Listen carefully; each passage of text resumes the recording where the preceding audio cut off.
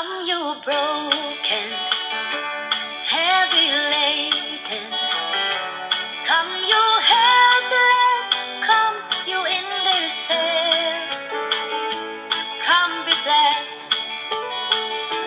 Come, be saved. Come, believe. Come, receive the goodness of God's grace.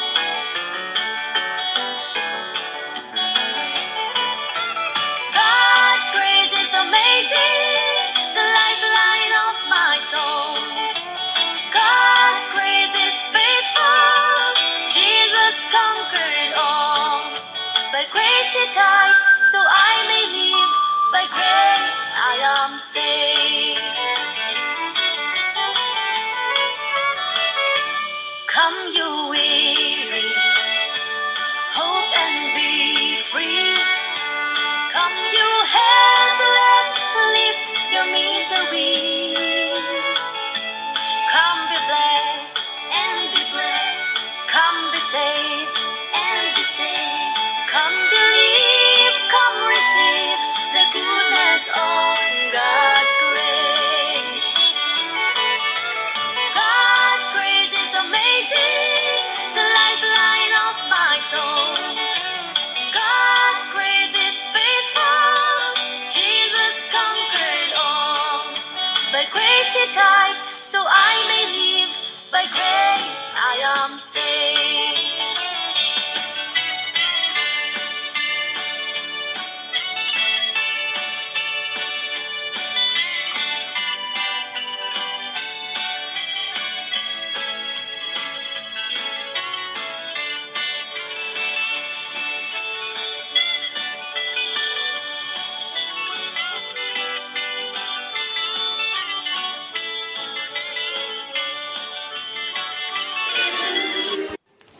Bien-aimés dans le Seigneur, avec la grâce du Saint-Esprit de Dieu, nous continuons notre thème.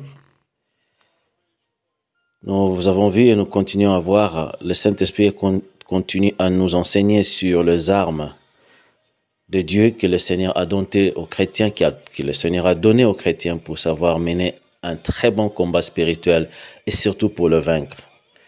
Nous avons vu, le Seigneur nous a, depuis, il a commencé à nous enseigner sur les armes défensives pour se défendre contre le risque très enflammé du diable, les armes offensives pour attaquer les diables.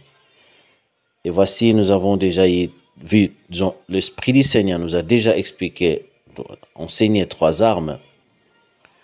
La première arme, c'est le casque du salut pour protéger le domaine de la pensée, notre tête.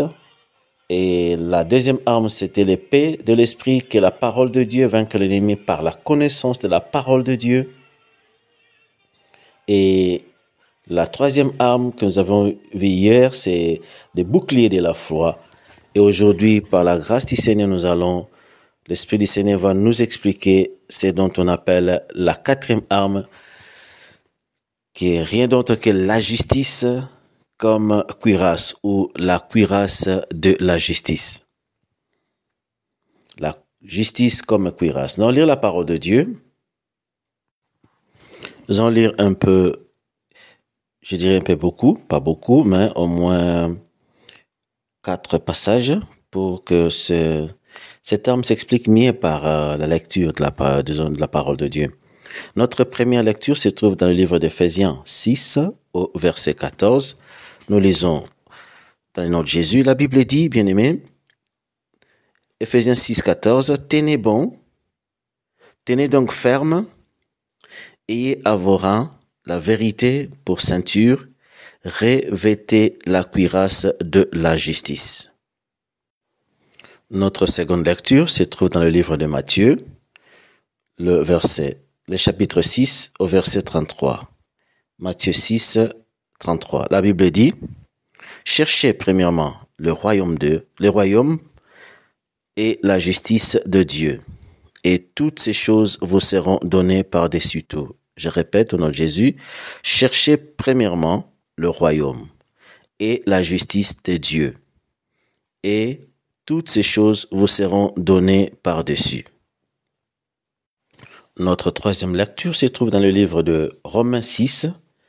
Nous allons lire le verset 13, le verset 18 et le verset 22. Romains 6, 13, 18 et 22. Nous lisons au nom de Jésus, la Bible dit « Ne livrez pas vos membres au péché comme des instruments d'iniquité, mais donnez-vous vous-même à Dieu comme étant vivants des morts que vous étiez et offrez à Dieu vos membres, comme des instruments de justice. » Je répète au nom de Jésus, ne livrez pas vos membres au péché comme des instruments d'iniquité, mais donnez-vous vous-même à Dieu comme étant vivants des morts que vous étiez et offrez à Dieu vos membres comme des instruments de justice.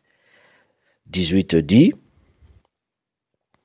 ayant été affranchis du péché, vous êtes devenus esclaves de la justice. Ayant été affranchis du péché, vous êtes devenus esclaves de la justice. Le verset 22 dit, mais maintenant, étant affranchis du péché, est devenu esclave de Dieu, vous avez pour fruit la sainteté et pour fin la vie éternelle. Mais maintenant, étant affranchis du péché et devenu esclave de Dieu, vous avez pour fruit la sainteté et pour fin la vie éternelle.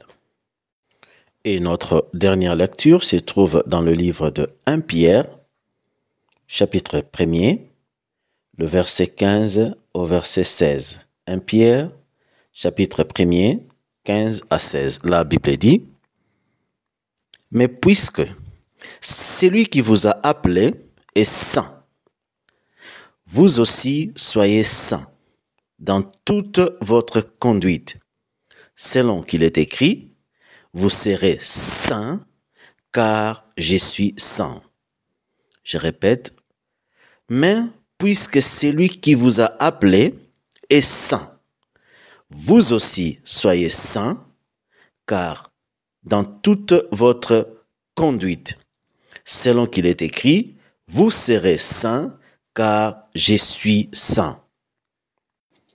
Oui, bien aimé, nous avons lu un peu beaucoup parce que, comme je l'ai dit, cette arme, la justice s'explique mieux par la lecture. Vous avez peut-être saisi déjà avec moi que la cuirasse, en principe, c'est quoi? La cuirasse, c'est à l'époque des soldats romains ou bien à l'ancienne époque, la cuirasse se porte sur le thorax. C'est ce qu'on appelle aujourd'hui, dans ces temps modernes, le gilet pare-balles. C'est qu'on porte sur le thorax pour empêcher, aujourd'hui, quand une balle est tirée, pour empêcher que ça touche le cœur, ça touche les organes vitaux. À l'époque, c'était la même chose et c'était en métal, on portait. C'est là, comme j'ai dit, si vous avez le temps, cliquez sur le logo de notre groupe, Kanguka, vous allez voir comment ces soldats se revêtaient pour aller en guerre. Donc la cuirasse, c'est ce qu'on porte là sur le thorax pour empêcher dans les combats qu'on puisse toucher le cœur d'abord en premier et les organes vitaux. Donc c'était quelque chose de très indispensable qu'il faut porter. Et aujourd'hui, le gilet pare-balles, ça joue le même rôle. Alors, nous avons lu, bien aimé, la justice ici, ce n'est pas une justice comme dans le genre tribunal, dans le genre, oui, on trouve un magistrat, on trouve les avocats, tribunal, tout ça. C'est pas ça, c'est que la Bible parle ici comme justice, comme cuirasse. Ce n'est pas aussi comme, disons, une justice dans le sens, oui, il m'a fait justice, il m'a donné raison, tout ça. Ce n'est pas ça. Donc, c'est loin de là. Comme nous l'avons lu, c'est dont on parle ici, la cuirasse, qui est une arme de défense contre le ruse du diable, contre le très enflammé du diable, contre le flèche du diable, contre les mensonges du diable. Ce qui empêche que le diable puisse pénétrer notre corps. Cette justice, c'est cette justice dont on a lu, surtout dans le livre de 1 Pierre 1, 15, 16, c'est la sainteté, c'est cette transformation des vies, c'est ce salut que chaque enfant de Dieu devrait avoir, vivre une vie de sainteté, une vie de pureté, une vie transformée en tant que nouvelle créature. Les choses anciennes sont passées. Voici toute chose est devenue nouvelle dans notre vie. Donc une vie de crainte assidue de Dieu, d'obéissance, de soumission à Dieu, de pureté. Parce que quand on vit dans la sainteté, nous avons vu, c'est lui qui nous a appelés saints. Et il a dit, nous devons aussi être saints. Quand on vit dans la sainteté, donc on est loin de vivre une vie de péché. Et quand on ne vit pas une vie de péché, le diable n'a pas accès. Et voici que notre cœur est protégé. Est protégé par notre sainteté. Est protégé par notre salut. Vivre réellement, être sainte ou saint. Donc être comme Christ, la Bible dit, nous devons être saints. Donc, ce n'est pas comme on nous avait appris des fois que avant d'être saint, il faut mourir d'abord, après qu'on va canoniser. Non, ce n'est pas ça. Donc, la sainteté, c'est quand nous sommes vivants, c'est un modèle, c'est un style de vie pour des chrétiens. Et quand on a ce style de vie, de la sainteté, de vivre dans la crainte assidue de Dieu, vivre dans l'obéissance, soumission, craindre Dieu, suivre ses commandements, vivre une vie de pureté, loin de péché, c'est ça la cuirasse, c'est ça la justice. Juste une justice dans la transformation, une justice qu'on acquiert par le salut. Et voilà, avec cette justice, quand on est saint, quand on vit comme Christ, Christ a vaincu le diable, réellement, automatiquement, toi et moi, nous serons et nous sommes aussi victorieux contre le diable. Parce que si nous vivons loin de péché, nous faisons rien du diable. Jésus-Christ avait dit, voici l'ennemi, le diable vient, mais il n'y a rien de lui en moi. Et c'est ce que Dieu veut. Il a dit, voici celui qui nous a appelés saints, nous devons aussi être saints. Donc, c'est ce que le Seigneur attend de nous, et cette cuirasse, de sorte que le diable peut venir. Mais nous allons dire comme Christ, il vient, mais il n'y a rien de lui en moi, il n'y a rien de lui en toi. Et c'est ça la cuirasse, c'est ça la justice. Un salut qui est juste, et tu es juste devant ton Dieu. Ce n'est pas une doublure de vie. Ce n'est pas simplement être un tombeau blanchi. On voit le tombeau qui est beau, on voit tout ce qui est embelli, un tombeau totalement blanchi comme la Bible dit, mais à l'intérieur c'est la pourriture. Ce n'est pas ça. Donc c'est dont on nous parle ici, c'est de craindre Dieu, alors réellement craindre Dieu. Une véritable transformation de vie, un réel salut et une sincérité dans la sainteté de vie. Et quand on a ça, le diable n'a aucun accès à nous. Notre cœur est protégé. Et quand le cœur est protégé, c'est toute la vie qui est protégée. Voilà, bien-aimé. Il y a peut-être beaucoup on peut dire, mais en conclusion, pour savoir ce que réellement cette victoire ou ce salut ou cette justice, ce n'est que ça. Et c'est la crainte de Dieu. C'est l'obéissance à Dieu. Connaître la parole de Dieu, vivre selon la volonté de Dieu, vivre dans la crainte de Dieu. Et quand comme j'ai dit, on a cette vie, on vit dans la sainteté, on est barré, on est barricadé, on est sécurisé, notre cœur est sécurisé, notre salut est sécurisé. Le diable, je répète, il peut venir, mais nous dirons comme Christ et toi et moi, le diable vient, mais il n'y a rien de lui à moi, il n'aura pas accès, il va jamais atteindre notre cœur. Et nous allons vivre avec bon cœur, nous allons vivre avec un cœur pur, un bon cœur, et nous serons des bons soldats et des véritables enfants de Dieu qui sont réellement disciples, qui sont comme celui qui a dit, voici celui qui vous a appelé est saint et vous devez aussi être saint. Nous l'avons lu dans 1 Pierre 1, 15 à 16. Donc pour conclure, bien-aimés, c'est que le Saint-Esprit nous enseigne ce matin, c'est de pouvoir apprendre désormais à avoir la cuirasse de justice ou la justice comme cuirasse, comme protection de notre cœur et de tout ce qui est organe de vie et de notre vie spirituellement parlant, de notre salut. Donc vivre comme Christ dans la sainteté, c'est ce que le Saint-Esprit nous enseigne ce matin. Avoir bon cœur, ne pas laisser le diable occuper notre cœur spirituellement parlant, occuper notre âme et dominer notre vie. Donc, apprenons ce matin, pour aujourd'hui et pour le reste de toute notre vie, apprenons, bien-aimés, à vivre dans la sainteté, la crainte assidue, la crainte absolue de Dieu. vivre comme Christ, car il a dit, lui il est saint, nous devons aussi être saints comme lui. Voilà, c'est ce que le Saint-Esprit nous a appris aujourd'hui. Bonne journée à tous et un grand merci pour notre culte. Que le Seigneur te bénisse, te rende encore en multiple. Infiniment merci pour le sacrifice et pour ce sacrifice d'être toujours là, présent pour le culte du matin. Soyez bénis abondamment. Quand je dis soyez, donc c'est toi mon bien-aimé, c'est toi ma bien-aimée, ainsi que ou bien ta famille, vos familles. Soyez bénis et que le Seigneur nous donne tous nous accorde tous par sa grâce une très très très bonne journée. Nous allons nous retrouver demain matin par la grâce de Dieu pour célébrer encore notre culte à notre Seigneur. Restez bénis tous, vous ainsi que vos familles, dans le nom de Jésus. Amen. God's grace is amazing, the lifeline of my soul.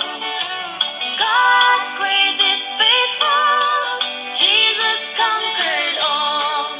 By grace he died, so I may live, by grace I am saved.